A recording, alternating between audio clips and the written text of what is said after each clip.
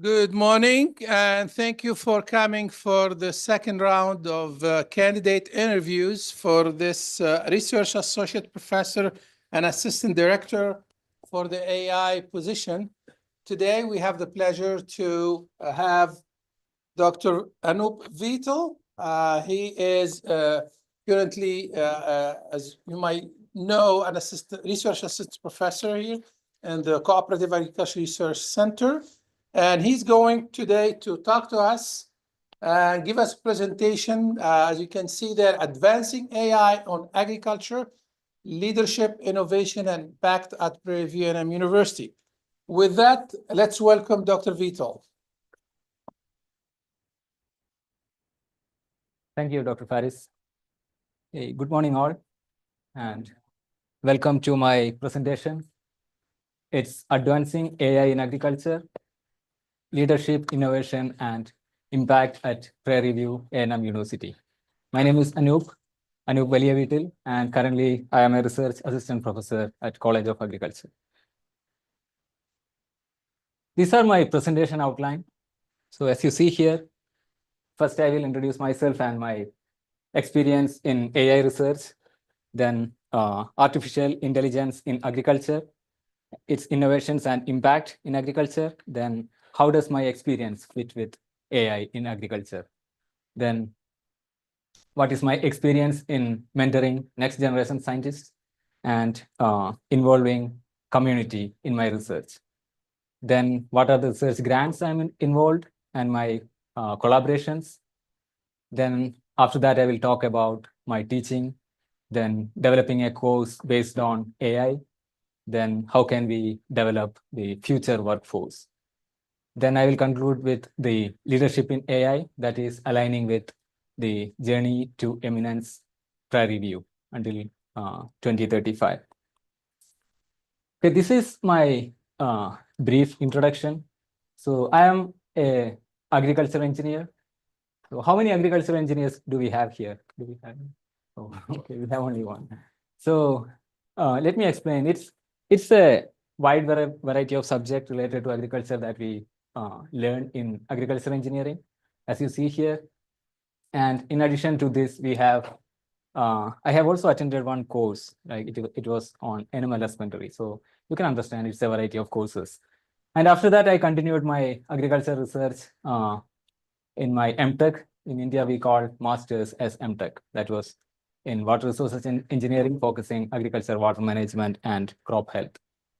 Then I did my PhD in civil engineering from Clemson University, South Carolina, focusing applications of AI in natural resources and agriculture.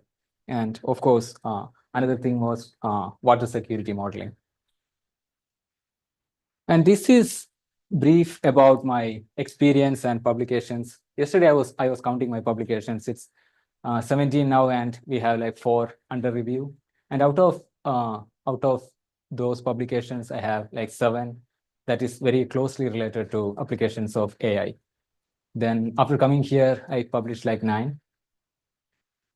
And as you see here, I graduated from Clemson University in 2017. Then still I worked there for 1 year, and there I was applying AI in agriculture and natural resources mainly. Then I moved to USDA Fort Collins, and I was involved with developing a model called AGES, Agriculture and Ecosystem Service Model. And in 2021, I moved to Prairie View A&M University as a postdoc. And as you see here, we are currently continuing our work mainly on application of AI in agriculture and climate smart agriculture, all those things. Then this is the central hypothesis of my research. So I always try to integrate the AI-driven analysis with hydrological models.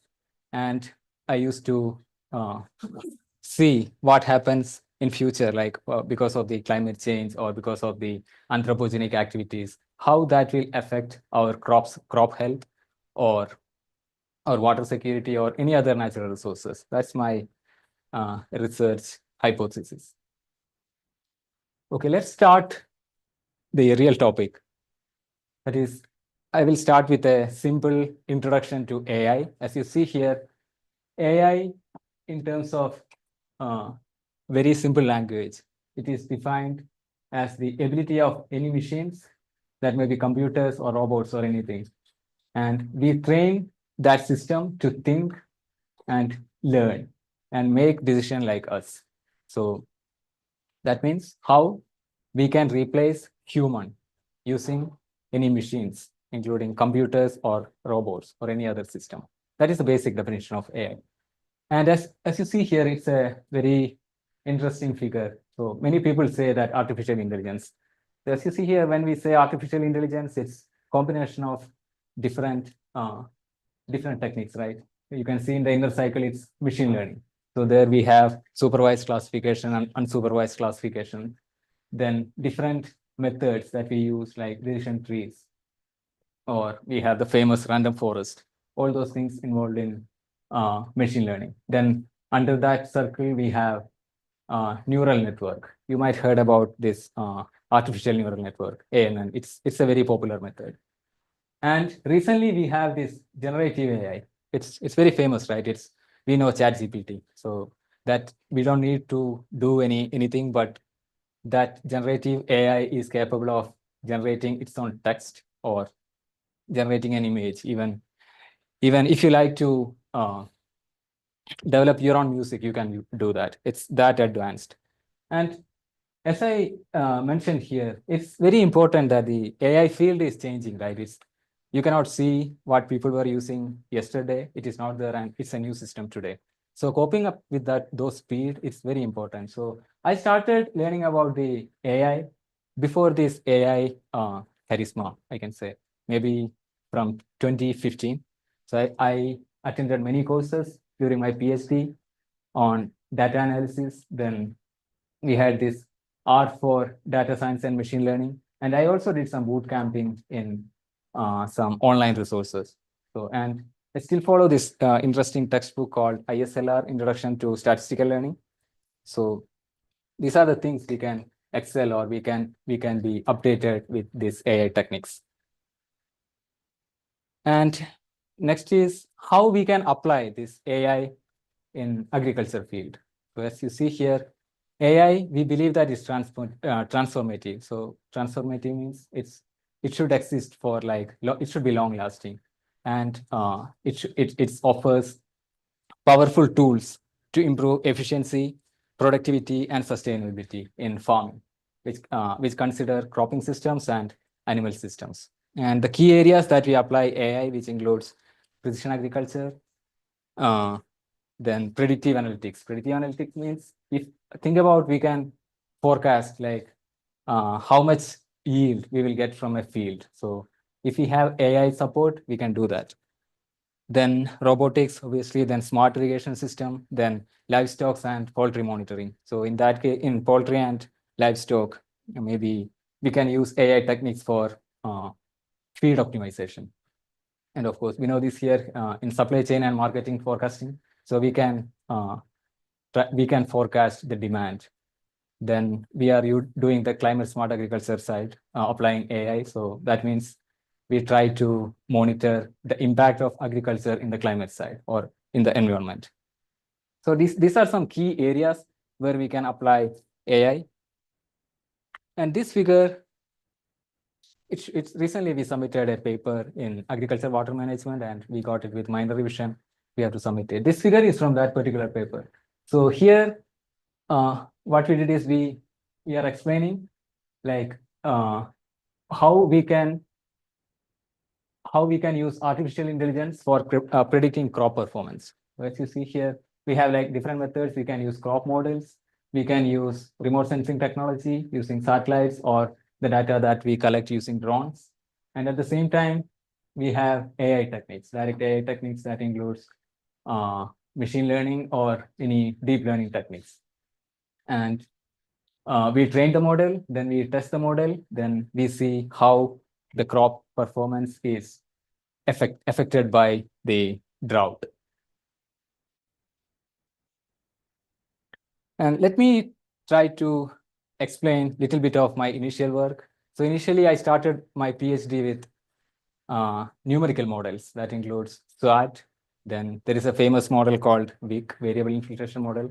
And I was checking that we already know the water scarcity. It's a daunting reality. Like it's there and it will be there and it will be severe in future years. So, and it's a recent study that published in Science Advances. It says at least 1 month of a year, 4 billion people are under severe water scarcity. It's a very famous publication. And I was working along that line. And recently, last year, we published a paper that we analyzed the future water scarcity in Texas. And this figure shows the red colored counties. Each boxes are counties.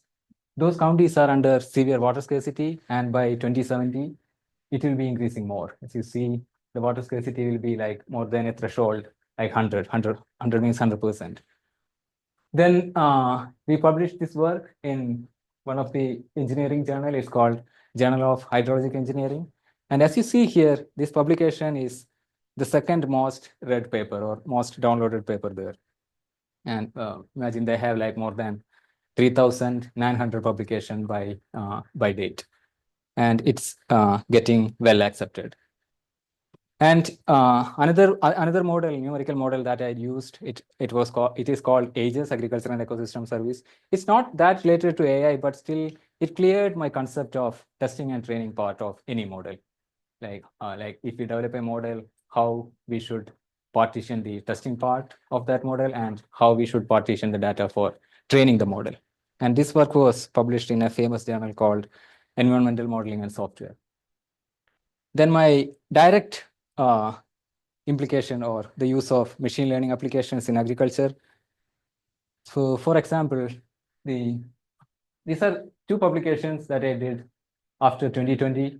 As you see here, we can use these machine learning techniques, like different machine learning techniques, including CART, it's a decision tree model, and there is random forest in predicting the natural disasters, for example, drought. And as you see here, I try to predict the drought duration using different variables. And for example, it says that if the area has the precipitation, the spring precipitation less than 455 millimeters, we can expect a drought that is durable for up to 25 months to 40 months.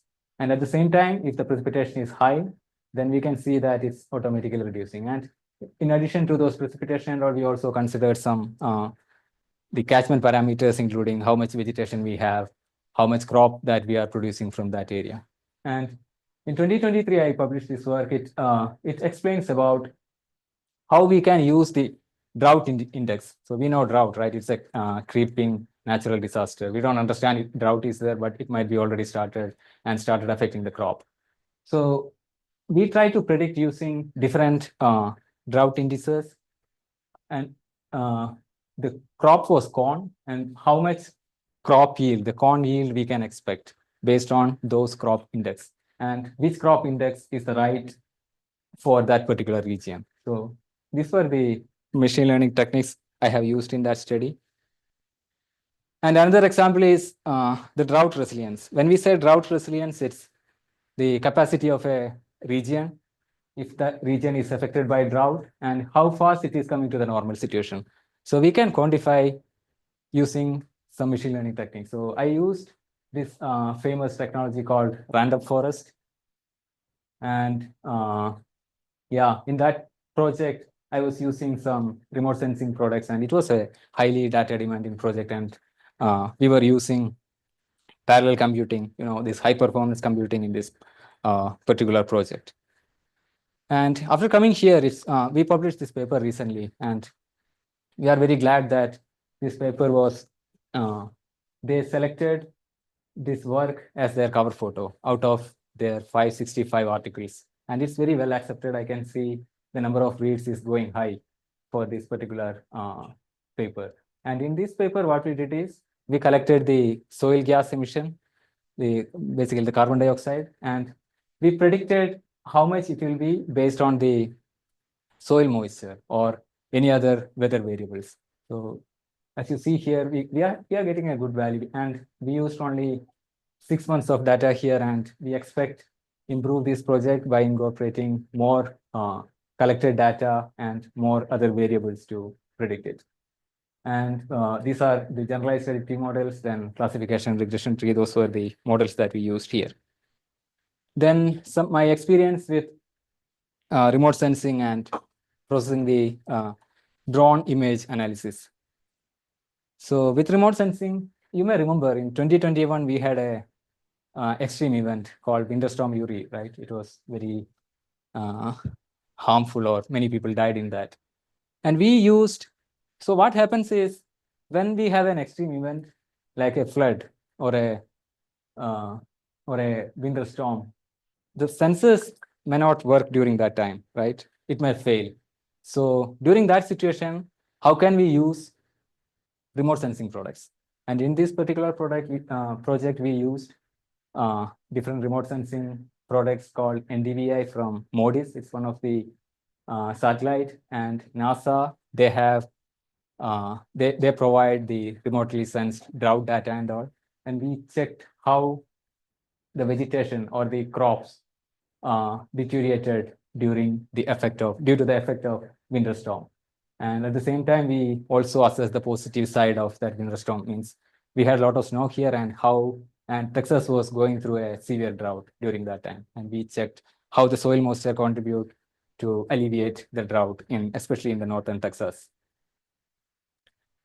And yeah, those remote sensing products are already there. We need to download and analyze it, right? But what happens if we go to the field and when we collect our own data? It's a completely different story. So the size is very small, and the resolution, as you see here, we can see everything. Like we have crop here, and we have some grass here, and in between also we have grass here. So we have to incorporate all these things, right, when we do a field-based image analysis. And for example, for the basics, I put this figure. It's a basic of image analysis. So it's called a reflectance curve. And based on the wavelength, you can see how much is the reflectance. For example, in this particular RGB image analysis, we have only red, blue, and green band. That means in this project, what I did is we have the images from the field. Then I derived an index called GRVI. It uses only red and blue bandwidth. Then derive this index, and how that index is correlated with irrigation or with nitrogen. And we did some ANOVA, and we see that GRVI, that particular index, is reacting well to the irrigation, but with nitrogen, it is not taking care of the amount of nitrogen in the field. So this project is very important because once we have this GRVI, like before 3 months or before at least 1 month before the harvesting, we can see that how much crop we can expect from the field, right? And similarly, we have upgraded our camera. As you see here, we use this particular multispectral camera last year, and we collected the images like this across all the field, and we analyzed the data. And as you see here, it's called NDVI. It's a famous vegetative index, and we checked so it's called RENDVI using the red edge zone of the wavelength. Then we checked how the type of manure, rate of manure, and biochar affects this particular index. And using many index like RENDVI, we predicted how much is the yield that we can expect from the field. And these are the different image segmentation techniques that I used in the study. As I mentioned, I used this k-means clustering, random forest-based classification, and we have YOLO app now, and Meta AI. They came up with a segmentation method called segment anything. So those things we can try in improving this project. And this year, we again upgraded our research. So moving from those poles to the collecting data using the drone. It's one of the examples, and it's from the beginning stage. And as you see here, quantified the NDVI, it's very less, like it shows up to 2. 0.2, sorry. Then, and we are collecting more data and analyzing it and try to see how much we can predict the efficiency of prediction using derived index. Okay, let's discuss about my experience with students and community engagement in the research. So I believe that it's our responsibility or our foundational responsibility of each College of Agriculture researchers to hire the students, to train them, and make sure that they achieve anything before they graduate. For example, it's Melanie Clark. She's a senior student now, and she was working, or she is currently working on this topic, like effect of the soil CO2 emissions from grain sorghum cropping systems. And she presented this topic in one of the national conference called American Association for Advanced Science Conference. And she got the first prize there. So the importance of this particular achievement is they have a website, and whenever you open that website, you can see our university name there. And another example is, yeah, we had like Catherine and Sarah Davila. She's from University of Texas. They both worked on a particular project called estimation of on-farm carbon and greenhouse gas across Texas. And they published this work in UN Youth Water Congress. It's an international conference, and they did a good job at that time. And another student that I got trained, his name is Obiamon. And you can see his topic here, and he was capable to achieve many awards, and right now also he's doing good in his career. Like he got like 3 awards within that 2 years. And this Josh, he recently completed his undergrads, and Akelia, she's currently working with us on a AI related topic, and she already presented her work in CISR conference at Prairie View. And my experience with mentoring MS students and serving on their committees. So you may know Katana Faison. She's our first cohort from our NRES master's program, and she was working on this particular topic. Then Kinsa, she's working on energy transition in Texas. The importance of this energy transition is, so recently I saw a news like the 20% of the energy in a global scale, it will be used for saving data or for data hungry, we have HPCs, right, for their buildings. So we are very interested in this topic, and we are trying to see for that energy production, how much water we will be using and what will be the emission from that. Then Simon, he's working on application of AI in predicting drought and its effect on crop production and water footprints. And this is another program, like we co-organized a project with UT Austin, and we hosted their students from, I was here from 2021, and they were here like 2023. They stay with us like 3 weeks, and we trained them different AI models. For example, we were training them how to use the crop yield models, irrigation models, and Comet Farm. And with Dr. Ahmed, we were showing them how can we use IoTs in the field. Then how can we use different remote sensing products. Then at the end of their project, we gave them a short project and make sure that they learned something before they leave Prairie View. It was a very good program, and we co-organized with Dr. Faris and Dr. Awal. And field demonstrations and community engagement. So as you see here, this time our field day, it was a great success. Like there were many people, more than 70 people attended the program. And we were, in addition to our normal tools, this time we have included the robots, and Dr. Awal, he did the demonstration of drone. And this is another example, like Get a Smart project.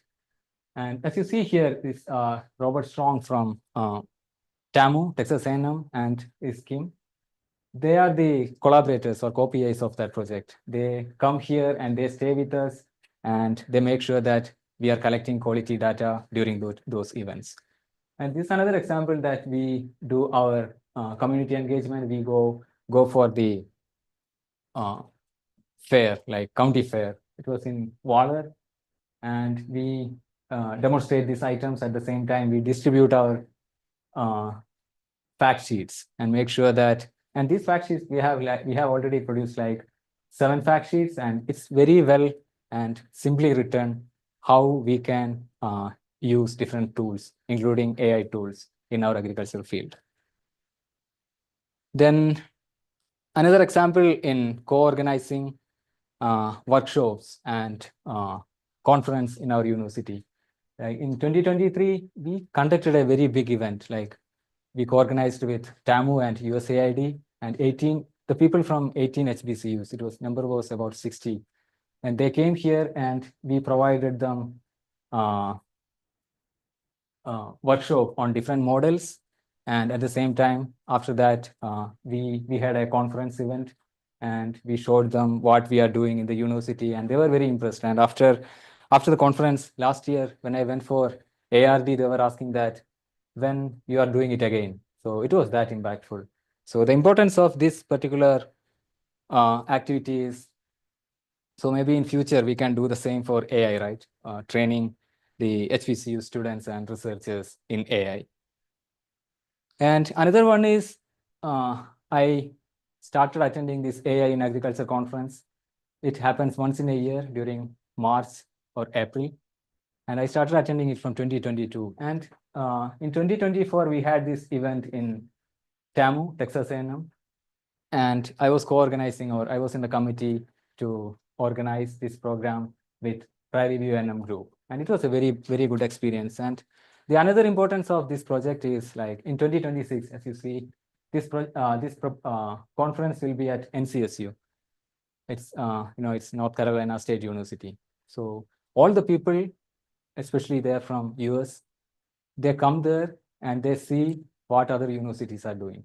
And if we can showcase our work from different systems in that particular conference, it will be a very big achievement that we can clearly say that in case of 18 or 19 HBCUs, we are leading the AI effort.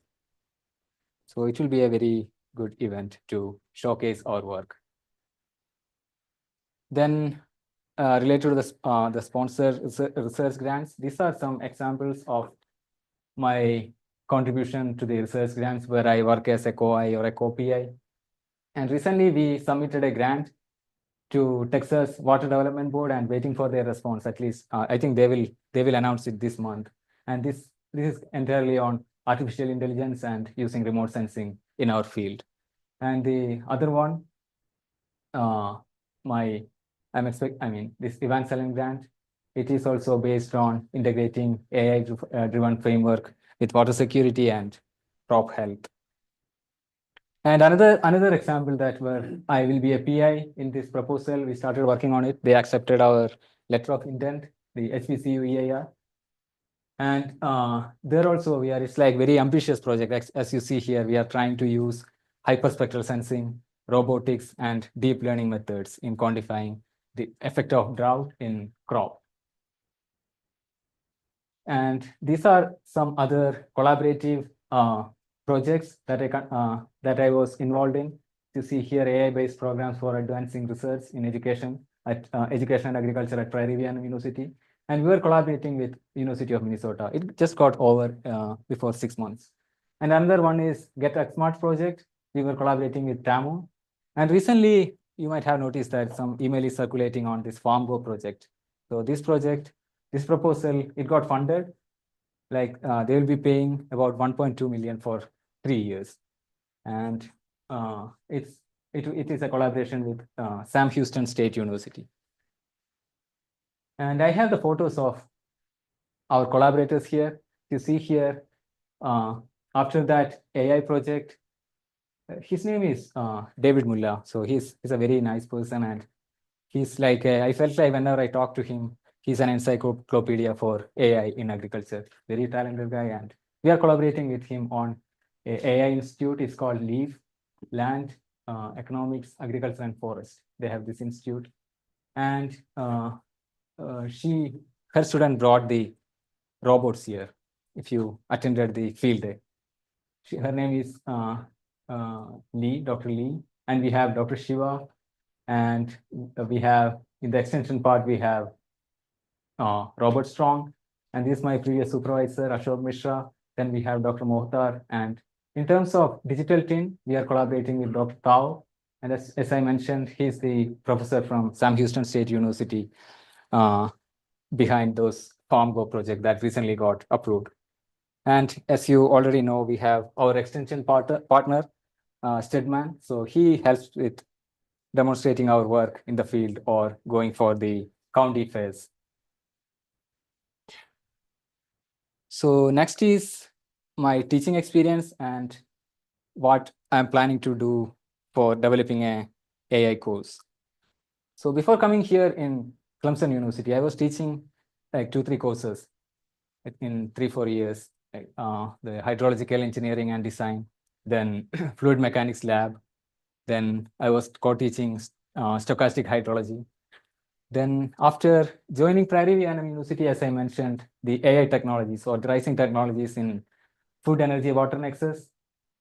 Then I co-teach 2 courses in last semester with Dr. Faris. That was fundamentals of agricultural engineering and principles of environmental and environmental science and management.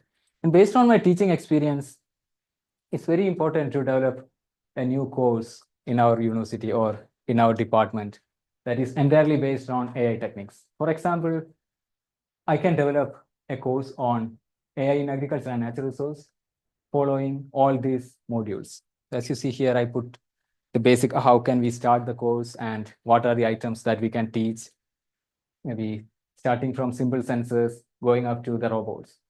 And obviously, we may not have all the resources to conduct this course, right? So we may need to collaborate with maybe Dr. Ahmed from Computer Science Department, and we have the robot techniques from TAMO. So we have to talk to them to include some modules from their side. And course title 2, I put an example like use of robotics and mechanization in agriculture. So you see the tractors that we are seeing, the current generation tractors, those are not really tractors, right? They are sensors. They are coming with sensors. And when they go to the field, that directly understand what is the soil moisture or what is the fertilizer rate in those fields, for example.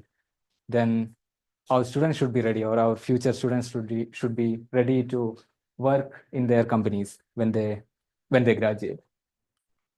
Then the main part, it's the leadership in AI in alignment with our journey to eminence.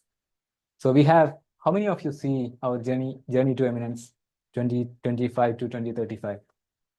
Yeah, thank you. So it's a very important document. It's available online, and if you go to our office, we can see the printed version there. You should read that. It's you can see the effort that our researchers or the team, they put the effort they put in that, and it's very well explained. So I will explain how we can incorporate my research to eminence. So my understanding or my method of approach will be like, we have 6 systems here. That includes food systems, animal system, plant and natural resource, all these systems. And in addition to that, we have teaching and extension. And AI will be in the center of that. So for example, all these systems are collecting data, and I can contribute to analyzing that data as a beginning.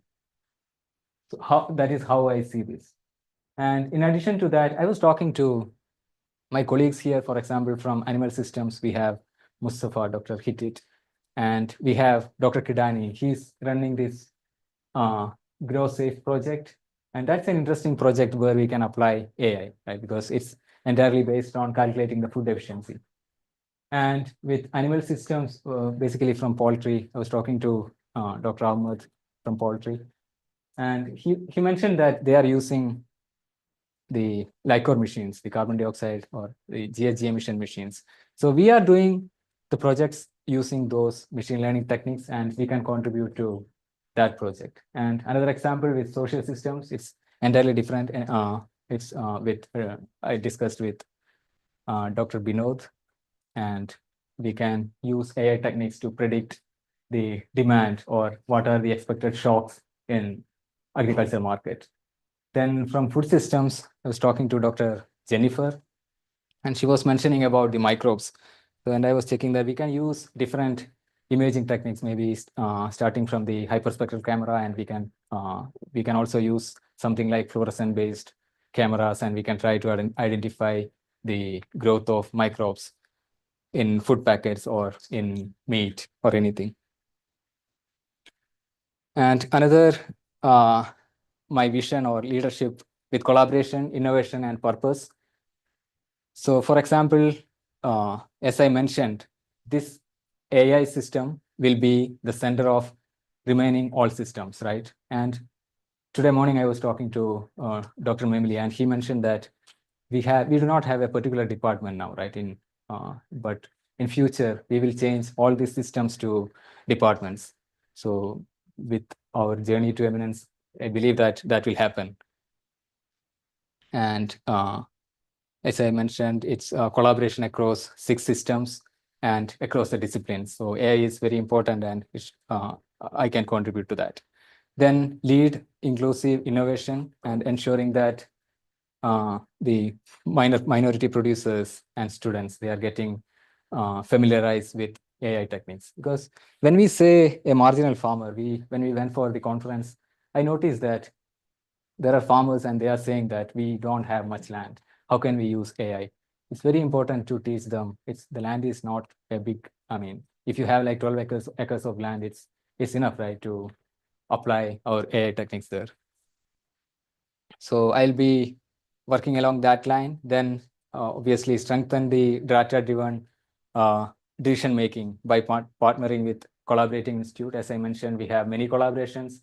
In addition to that, I'll be looking for eminent AI institute across the US states or US universities, and empower small and underserved farmers by providing access to AI-enabled agricultural technologies. That's the whole idea behind this position. And relevance to ag innovations. Similar to JT, we have a guide for ag innovations. So that mainly concentrate, or the AI part that really that can concentrate on building fair and aligned platforms, combining agriculture, environment, and socioeconomic data. And also we have explanation about workforce development, focusing the ag innovations, and how can we use AI for climate smart agriculture. So I will be working along this line, as mentioned, like JT and ag innovations, and contribute towards the success of our department or our university in AI in agriculture. And my vision towards AI in agricultural leadership. As I mentioned, I will be contributing to establishing PVIMU as a national leader in AI applications and addressing food and water security using AI, social systems, and climate resilience. In addition to that, advance PVIMU's land grant mission. So you know what is land grant mission, right? It's teaching, research, and extension. So AI should play a significant role in these 3 land grant missions. Then obviously align with PVIMU's core values. So it's very important that we have to keep the quality and we have to be relevant in our research. So I'll be working along this line. Then I put some sentences on medium and long-term plan that is aligning with our JTE. As you see here, initially, I was discussing this also with Dr. Aruna and Dr. Memli, that we need to start a pilot project that as I mentioned, from those all 6 systems, we already have a lot of data, and keeping that data together and running some machine learning or AI techniques and making a platform that we can use for acquiring other projects. That will be, I can start in, or I'll be starting along that line, and obviously delivering AI solutions across the systems and scaling up our project. Like, as I mentioned, we are trying to buy more items or more instruments that is related to AI. For example, recently we ordered, or it's under the process with, you may know, Miss Tooney. She's working on ordering 2 robots that we can use in scanning, or we can use it as data collection from plants or from soil or from anything. Then with respect to that, I mean, along with time, we'll be buying more items. So obviously we need a lab to keep that. And we also need like running HPCs or GPU systems in our department. So for those things, we may need to develop a separate lab that is entirely on AI. Then, position PVMU as USDA Center of Excellence. So you may remember we had our ARS Center Director here, right? ARS team lead, national team lead. And he was saying about starting a satellite center here in Prairie View. And I would like to place this AI related institute or AI system in that satellite center. And that can directly contribute to our farmers or our Texas community. And it will be well recognized as well once it's a part of USDA Center of Excellence. And of course, as a long-term plan, deploy decision support system to optimize our resource use, enhance crop resilience, and support any other sustainability in food production using or application of AI in agriculture. And with that, these are my acknowledgements.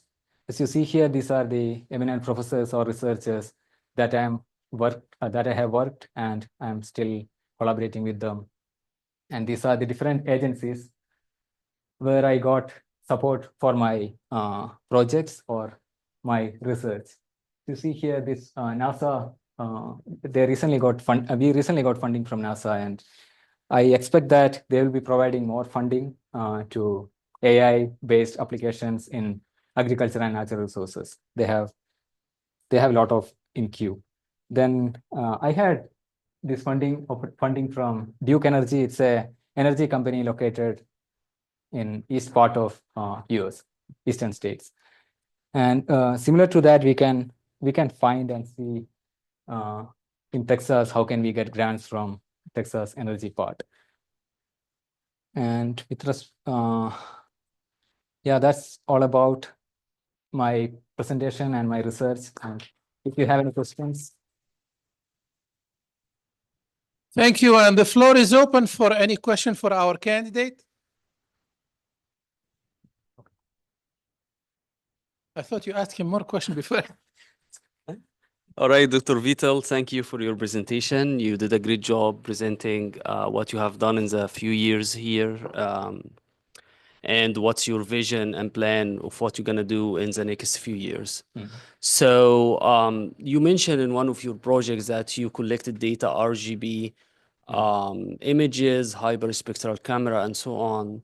And then, but you haven't mentioned what did you do with this set? Like you mentioned something about segmentation, but what's the main goal of segmentation? Like what trying to do and which tools or AI models used to process it? Yeah.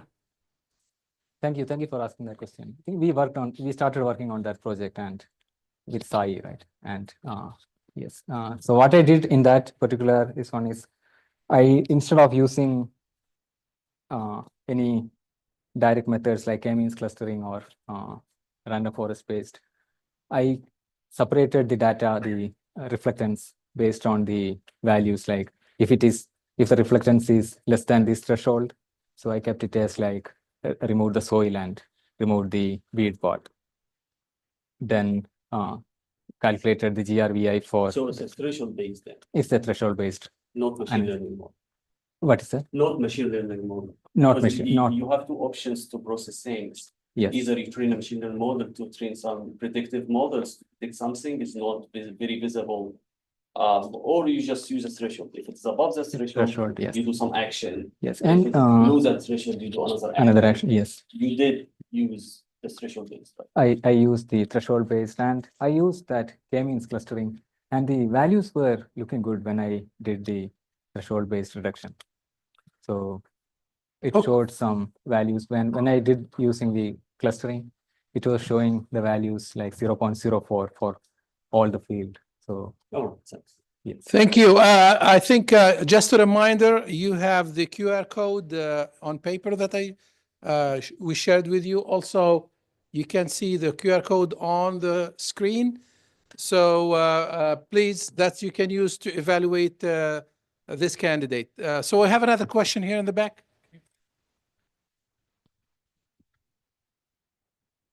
Thanks for nice presentation, Anoop. Did you ever use deep learning models? Deep learning models, no. Which model you are looking for? Any deep learning models? Like CNN. ANN or CNN? CNN, yes, I have used CNN and still trying to fine tune it. CNN, yes. Okay. ANN, we had a project in ANN. I mean, using ANN in interpolating the soil moisture data. So we had, as I mentioned, Obiamon. So he was using the ANN-based interpolation and interpolating the soil moisture, because we have a lot of soil moisture data towards the north part of Texas, and we're trying to make a grid using ANN. Okay. Go So ahead. when you took that, like use the camera and measure the NDVI, so you didn't use CNN to get the data, only use random forest. CNN, that particular, I mean, we have the RGB, not RGB, the multispectral data, and trying to apply, or I have applied the CNN product, I mean, the CNN approach. And it is like still, it needs more fine tuning. We have to adjust the training part and the testing part and all, right, when we run CNN or any neural network models. So it is still, I'm not able to get a very good value that is believable. Still working on that. Okay. Okay. Thank you. Thank you. I thought you were asking some particular method in deep learning. Yeah, like I thought whenever you are using multispectral data, so it is obvious that you'll be using CNN, but you used machine learning models. So that was, I wanted to clarify. Oh, okay. Hi, thank you for your presentation. I just wanted to know, how do you go about knowing which AI models to use? Because this may be an outside of that, but I read that one time it said that ChatGPT is more prone to lying than other AIs, and sometimes you have to correct it with your responses to make sure you get the correct response. So how do you go about knowing which model to use to make sure you get accurate responses and make sure you don't have to go back where if it was lying to you or not as precise as you thought? Okay. Thank you. Thank you for asking that question. You're asking like which model or what model we can select, right? So it's most of the time, it depends on our data. Like if we have a long set of data, then obviously we can go for, as we discussed, ANN or neural networks or random forest model.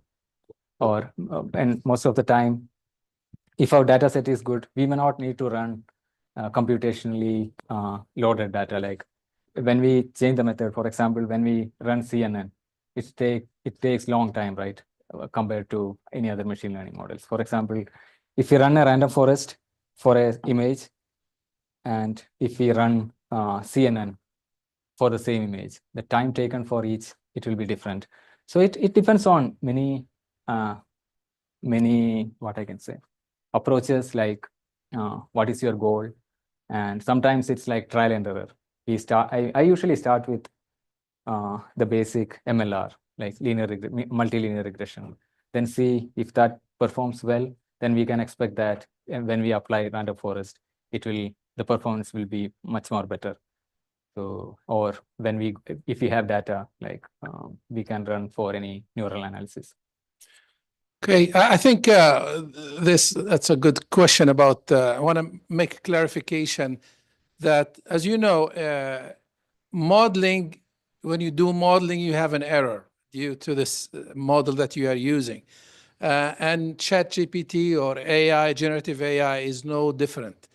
There is a term, and we call it hallucination of AI. So we have to be careful of that. So it can give you an answer, but it's not correct. In fact, right now, there is a very famous court in the court against one of the lawyer, because it's ChatGPT is very used very well in the law and the cases. And so one lawyer was using arguments from cases that didn't exist, because ChatGPT will be happy to give you there is this case, and you go and there is no case.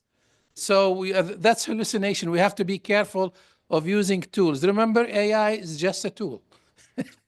So we have a question here. And we should be careful. What's the last question? Okay, all right. So we have a question. There you go, from Dr. Anwar Adam. Please identify yourself when you ask questions, so the rest will know you. Thank you, Dr. Faris, for introducing me. First of all, I would like to thank Dr. Anoop.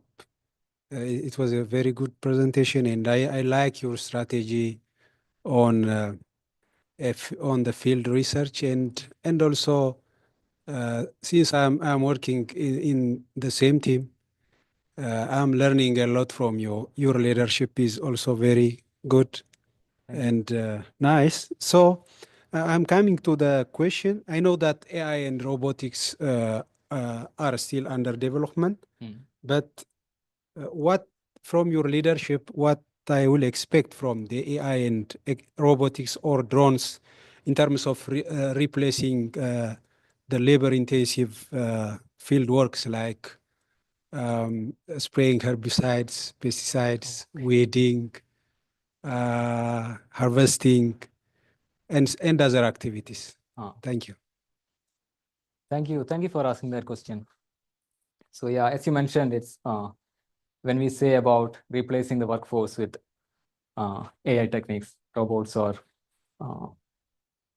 any drones or something to spray the pesticides. So it's like we have to, collaboration is the key here. And we have to learn, like we have to get our robots first, then we have to train them. And it's important that we have to work with the eminent professors along that robotic side, because as a agriculture engineer, we cannot do everything, right? We are very strong with the agriculture part, and we know what we have to do. But in terms of changing the codes or robots and all, we already have the codes and everything there, but changing those Raspberry Pis or whatever in those line, we need support from people from computer science or people from mechanical engineering or electronics and all. So it's here, I would say collaboration is the key to move forward. Yeah. We have a question from online. It says, thank you for a great presentation. We truly appreciate your work. How do you plan to engage and persuade farmers who may be resistant to changing their traditional practice? Okay. Yes, that's a good question. That's a very relevant question. So, yes. So good luck with that. And of course, as I showed here, I showed some extension part, right? It's demonstrating our work. But the other side of that strategy is they are coming on that particular day, seeing what we are doing here, and they are leaving. Okay, they will say that, oh, these are nice, and it's gone. If a person he is not that interested in AI. But think about a situation like we are involving them in our project. Like when we go to the field, like invite them or do it as a workshop, like come here and see how we are planting our seeds, or come here and see how we are applying the pesticides or fertilizer, or come and see how we are collecting our data. And we can show them if they are involved with us in our project, so that we can show them that the AI techniques or machine learning techniques that we are using is capable of predicting the yield before we harvest, or make them involved in our project. And obviously there will be some changes. That is what I expect. Dr. Mamali. Thank you, Anoop, and thank you all colleagues for attending this and those attending virtual as well. We you deserve the best. And we got to be at the frontiers of science. AI is critical part of that. Now, Anoop, I appreciate your telling the vision and the plans. Can you tell us two things? One, what are the grand challenges in AI research that kind of was alluded a little bit about, extension, adopting that, and some of the errors? Is there AI for AI to prevent or improve the situation? And more importantly, what would be your highest priority? So what are the challenges? And you put some of the priorities there. What would you be your priority for AI leadership here at CARC? Thank you. Thank you, Dr. Mimli. So, thank you for asking that question. And we have the first question, like, what are the challenges in proposals, right? In submitting proposals. So it's Challenges in AI, flourishing. challenges in AI Yes. as a whole. Yes. Yeah, the major challenge I consider is in terms of students. So, I mean, ultimately, our goal is making the workforce or improving our workforce, right? So when we have this very high developed AI techniques, so we have to train the students and we have to give them like basic courses in statistics sometimes, or sometimes we have to train them machine learning models. Sometimes we have to teach them how can we analyze data in a quick way. So that will be one of the challenge. There are possibilities at the same side. If we train them well, and if we are, and most of the time, I believe that if our students they know a little bit about AI when they graduate, they will be attracted because many other universities or many other students they may not get this hands-on experience that I'm planning to deliver in my class. So I believe it in that way and taking as a challenge in a positive way. Then Your priority in AI research. so okay, as I showed here, we have like 6 systems here. Yeah, this is the key slide that I have. So we have like 6 systems, and my priority will be collaborating or contributing to all these systems. And I will prioritize that I'm ready to check or I'm ready to see what data we already collected and what we can do in the future. Like how can we make all these systems to another level, maybe changing all these systems to a department through the effective applications of AI. So this will be my priority. And obviously, once we have something that is visible from our university or from our college, so people will know about us and people will understand when we go for the conferences and when we showcase our work there, people will notice that, oh, these guys are doing AI there. But for that, we need funding. We need to publish our work and we have to go for the conferences. So this will be my key priorities. Thank you. I'm glad you mentioned. Go ahead, please. I'm glad you mentioned the opportunities within the college as well as the university colleagues. This is a game-changing situation. We are talking about AI. That is, you know that our college, our university has the College of Engineering. In fact, as I remember, they have AI certificate programs and all that.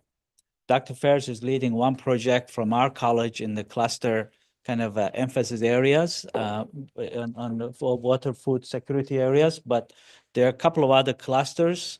AI is one of those that could be harnessed, and ag engineering, sort of with a focus on student recruitment. Remember, one of our top priorities is to recruit more students.